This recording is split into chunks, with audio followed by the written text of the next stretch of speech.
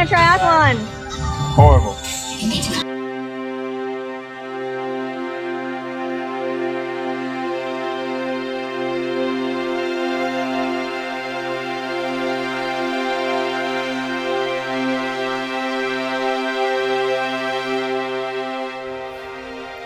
All right, well, this day was a long time coming, but also I was super nervous going into it. Didn't know what to expect. 7 weeks before this race, I did an Olympic, and I came in second. And, felt good, felt strong, felt like I had a lot more to give. That was my first race in like 17 months.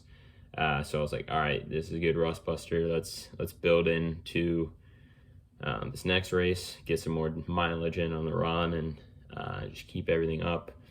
And then like 2 days after that Olympic, I got a skin infection, and it got severely worse over the next couple of days, leading me to be in the hospital for a few days. And then once I was out, I couldn't swim or bike for 2 weeks. I started running, but then my outside of my right foot flared up to the point where like I went for a run, it hurt almost right away, turned around after a mile, came back. And so we really had to back down the running for a while and slowly build it back up to the week before I ran 11.5 mile long run. So not ideal at all. That made me really nervous. But the biking came back pretty quick. The swimming, I took a different approach to coming back this time. Before my Olympic, I got a really bad ear infection, eardrum burst. So I was out of the water for 2 weeks then. And so this time I took a slightly different approach where instead of like 3 massive swims in the week, I did 6 quality days, Tuesday through Sunday, 3 or 4 workouts, and then easier swims on the other ones.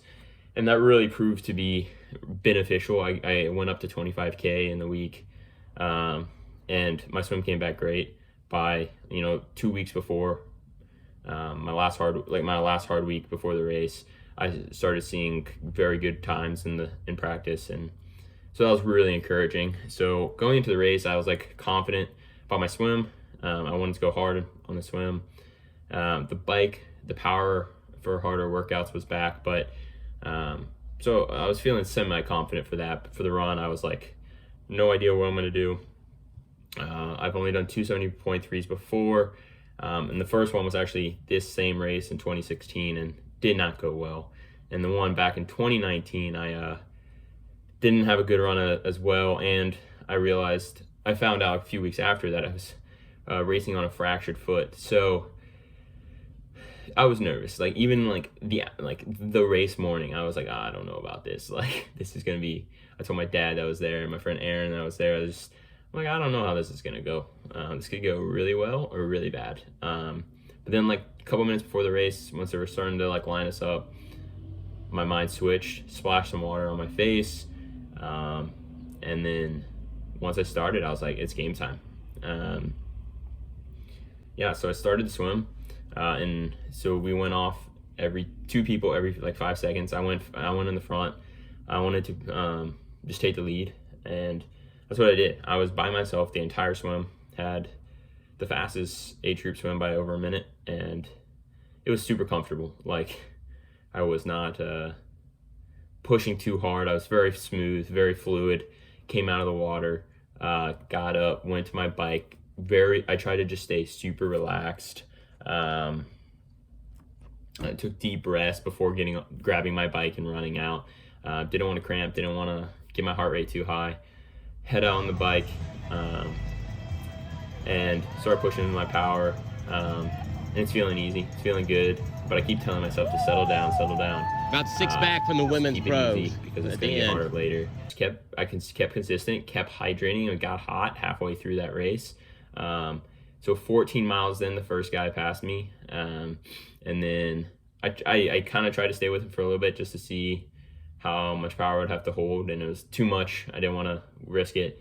And then 30 miles in, another guy passed me, same deal. But I was like, I race my race. And so I just kept going. So at mile 40, there was an out and back section, and I saw like few guys behind me. I already had passed a couple pro women that started about 8 minutes ahead of me. And I was like, all right, they're going to catch me by the end, but it's okay. Get your nutrition, keep going. And they never passed me. So I came off the bike in third place, to my surprise. Like, my power was there. The power I wanted to hold was there, but the average speed was pretty slow, actually.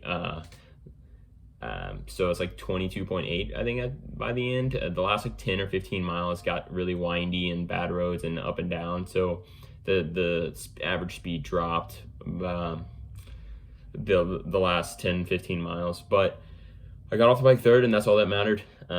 So again, went in transition, try to relax, set out on the run. I told myself just to take it, build into it. All right, Corey. It doesn't really start until 8 miles in. Go get him. Let's go. But the first mile, like I kept it relaxed, and I looked down at my watch and I ran like a 6:20 mile. I was like, oh boy. But then from there, it's an hour and back twice. From there, I ran 6:30 to 6:45, and I was like, that's good. Keep it there. That's exactly what you want. You're feeling good. You're feeling comfortable. I come up the bridge, go down the bridge for the turnaround, and then, and so 2 miles into the race, I pass the second place guy, and then at the turnaround, I pass the first place guy. So I'm in first, halfway with half the run to go. But I actually thought I was in second place the whole time because I saw a guy pass me. I thought he was an age grouper, but he was actually a pro on the second lap. So the whole last lap, I was in first, but I was thinking I was in second, which probably helped. I don't know. But I was feeling great. Like, I turned around, gave the okay to my parents. Like, I was like, I'm feeling good. I go up the hill again, go down, and then I start feeling it. My legs were like, ooh, what are you doing? And then I hold pace, still like 6:45 through mile 8, and then it gets hard. Then I'm in a mile, all in the sun, and that just wrecks me. I go like a 7:20, 7:40, start slowing down, and really like my hips are getting tight, my groin's tight, my calves are on fire. And it's hot, dude. I'm putting ice down in my jersey, and it's melting by the next mile aid station, and it's hot. And I'm like, all right, let's get there. Come on. Mile 11, I walk the aid station just to stretch the groins out, make sure I get my water and ice. Half a mile later, 3/4 mile later, so I like kind of walk again just to stretch out the groins. And then this is hot. I'm struggling at this point. I hate walking, but I was like, dang, this is gonna be a long way to get back. And again, I think I'm in second place. But then this lady on her first lap starts talking to me. She's like, come on. We run the entire last like mile and a quarter together before she turns around and I go to the finish. And she's my angel. She saves me. I learned stuff about her where she's from Richmond, and she just like made the race finish for me, and can't thank her enough. So I get to the finish, and I am exhausted. I am hot. I'm out of it a little bit. They sit me down. They're pouring cold water on me. My nose and face are just tingling. But then they're like, Corey, you won. I was like, oh, what? Let's go. And then I went to the giant fans and the next with the pros, which was kind of cool. But then they didn't do an award ceremony. They just gave me my prize, which was a towel and some Lactigo stuff. So not a good prize. Sorry, REV3, but I would have liked something a little better for winning. But all in all, it was for not a perfect lead up. I was very happy with it. I mean, I expected the run to start to hurt, and it did at 8 miles. So as expected. And I mean, what can you say? 11.5 mile long run is not really going to cut it leading into a 70.3. So next time, I think, if I can just get some more longer runs in, I'm going to work on get a good bike fit. My back started tightening up a bit, just spend more time in aero position, and hopefully just increase that speed with that power on the bike. And again, just keep swimming a ton. I love it right now. I'm going to try to get up more swimming in the next few weeks as I recover.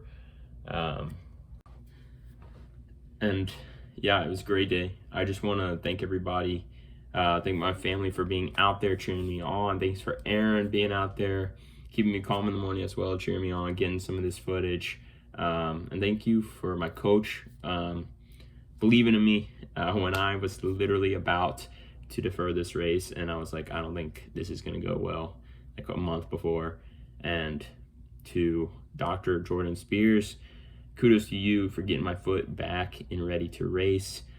She was nervous about it, 5 weeks out from the race herself, but she got it back and we were good to go during the race, and it feels good afterwards. So thank you guys.